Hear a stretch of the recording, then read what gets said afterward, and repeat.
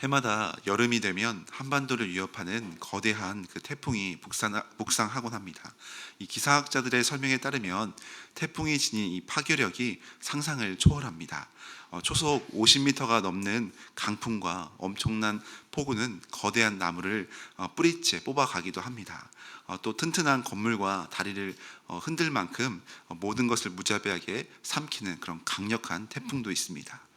그런데 이 무시무시한 자연의 재앙 속에 아주 신기한 역설이 숨겨져 있습니다. 바로 태풍의 눈이라는 특별한 것입니다.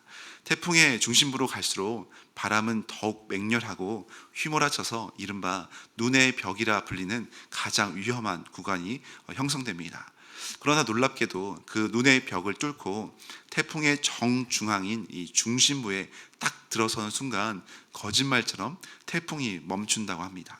이 태풍의 중심에 들어가면 먹구름이 사라지고 푸른 하늘이 보이고 심지어 맑은 하늘 아래 새들이 평화롭게 날아다니기도 합니다.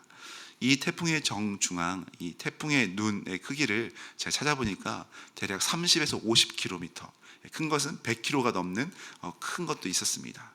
그만큼 밖의 세상은 파괴할 것처럼 너무나 폭풍우가 치고 혼란스러운데 그 태풍의 중심, 이 태풍의 눈에는 너무나도 평화로운 공간이 동시에 존재한다는 사실입니다. 오늘 본문 말씀인 요한복음 16장 이 후반부에서 예수님은 십자가라는 거대한 폭풍, 태풍보다 더 강력한 그런 절망의 어둠을 정말 몰고 오는 그런 상황 가운데 제 아들에게 바로 이 태풍이 아니라 그 태풍의 눈과 같은 세상이 이해할 수 없는 주님이 주시는 놀라운 평안을 말씀하고 계십니다. 본문 29절과 30절에 보면 제자들은 예수님의 말씀을 듣고 마침내 모든 것을 다 깨달았다는 듯이 30절에 이렇게 고백합니다. 우리가 지금에야 주께서 모든 것을 아시고 또 사람의 물음을 기다리시지 않는 줄 아나이다. 이로써 하나님께로부터 나오심을 우리가 믿사옵나이다. 이 제자들은 자신들의 믿음이 이제는 꽤 훌륭한 수준에 도달했다고 이제 생각하기 시작합니다. 어떤 고난이 와도 예수님을 배신하지 않을 자신이 있다고 스스로 믿을 정도였습니다. 그러나 예수님은 31절에 이렇게 말씀합니다. 이제는 너희가 믿느냐 말씀하시고 32절에 보면 그들의 자신감에 어떻게 보면 찬물을 끼얹는 모습입니다. 32절에 보니까 보라 너희가 다 각각 제 곳으로 흩어지고 나를 혼자 둘 때가 오나니 벌써 왔도다. 예수님은 잠시 후에 지금 겟세마네 동산에서 이제 잠시 후면 유대인들과 로마 군사들이 들이닥치고 이제 잡혀가는 체포되는 그 장면을 이제 알고 계셨을 겁니다. 이 제자들이 지금은 자신만만하지만 곧 있으면 얼마나 비겁하게 도망치고 자신을 저주하며 부인할지 그 참담한 밑바닥을 다 알고 계셨습니다. 그럼에도 불구하고 제 아들을 책망하시기보다는 어떻게 보면 그 앞의 상황을 알려주시고 있는 상황입니다. 우리도 신앙생활을 하면서 깊은 절망에 빠질 때가 있습니다. 물론 세상의 여러 핍박과 고난 때문에도 힘들지만 예수님을 잘 믿어보겠다고 또 믿음 안에 살겠다고 다짐하며 결단했는데 막상 현실에 작은 위기와 이 유혹 앞에서 어김없이 무너지는 우리의 초라한 믿음의 모습을 발견할 때 참 마음이 어렵고 무너지는 모습을 보게 됩니다. 이 제자들의 모습도 지금 비슷합니다. 닭 울음소리와 함께 닭이 울기도 전에 자신들의 처참한 실패를 직면하고 깨닫게 되는 그 깊은 절망의 시간을 보내야만 하는 제 아들의 모습입니다.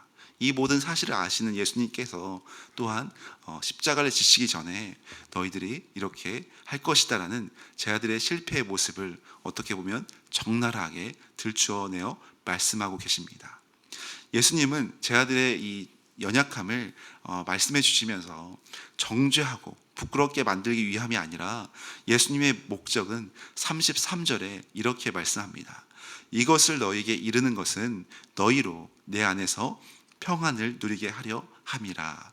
세상에서는 너희가 환난을 당하라 담대하라 내가 세상을 이기었노라 말씀합니다. 우리의 평안은 내 믿음이 얼마나 훌륭한가, 내가 얼마나 잘 순종했는가, 나의 상황이 얼마나 안정적인가에 달려있다고 생각할 수 있지만 그렇지 않습니다. 우리의 연약함과 처참한 실패에도 불구하고 마치 폭풍우가 치는 태풍과 같은 여러 환난과 어려움이 있더라도 우리를 대신하여 십자가에서 죽으시고 부활하심으로 사망 권세를 영원히 물리치신 예수 그리스도의 완전한 이 승리의 품 안에 있을 때, 이 은혜의 품 안에 있을 때 우리의 참된 평안이 있고 그 평안을 누릴 수 있다는 사실입니다.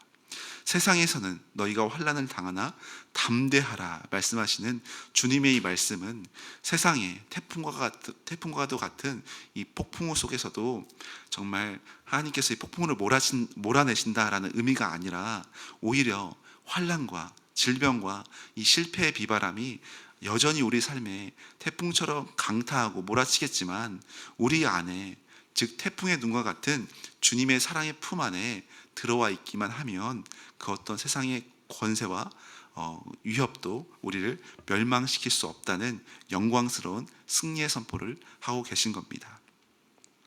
저도 어릴 적부터 많은 가정의 어려움과 참 힘겨운 상황 속에서 늘 지냈습니다. 그래서 어릴 적부터 어머니의 손을 잡고 새벽 예배를 갔던 기억이 납니다. 시골이긴 했지만 그래도 도시 속에서도 이제 시골이었는데 교회까지 한 10분 정도의 거리였습니다. 그래서 아침에 새벽에 5시 예배여서 항상 4시 반에 길을 나서면 깜깜한 어둠이었습니다. 그래서 깜깜한 어둠의 길을 뚫고 10분 정도 어머니 손을 붙잡고 10대 시절에 늘 새벽 예배를 가면 그 깜깜한 거리가 춥게 느껴졌습니다. 참 어둡고 그 어린 시절 마음에도 참 나의 삶이 이런 모습이구나 하는 그런 참 어려운 마음 가운데 늘 새벽에 갔지만 새벽에 기도를 하고 밖을 나선 순간에 한 6시 반, 7시 정도 되면 밖에 이제 찬란하게 태양이 떠오르잖아요. 동트는 그 태양을 보면서 하나님께서 새 소망을 주시고 새 날을 주시고 새 희망을 주시는구나라는 그 시각적 효과를 늘 어린 마음 가운데 믿음으로 심어 주었던 그런 기억이 늘 납니다. 그래서 우리가 참 어려움 가운데 늘 기도의 자리로 나오는 순간이 있지만 어둠 가운데 이렇게 나오지만 주님께서 빛으로 날마다 생명으로 은혜로 새 소망으로 우리를 인도해 주신다는 것을 늘 기억하면서 주의 품 안에서 참된 평안을 누리는 우리 모두가 되셨으면 좋겠습니다. 때로는 우리의 힘으로 도무지 해결할 수 없는 폭풍으로 인해 염려하고 있는 부분, 또 우리 가운데 기도하고 있는 부분이 있을 수 있습니다. 그럼에도 불구하고 우리의 기도가 늘 우리 주님 앞에서 이미 세상을 이기신 예수 그리스도의 그 품 안에서 거함으로 우리가 날마다 온전한 평안을 누릴 수 있도록 기도하시며 주의 은혜로 인하여 오늘도 담대하게 나아가는 우리 모두가 되시길 예수님의 이름으로 간절히 축원합니다.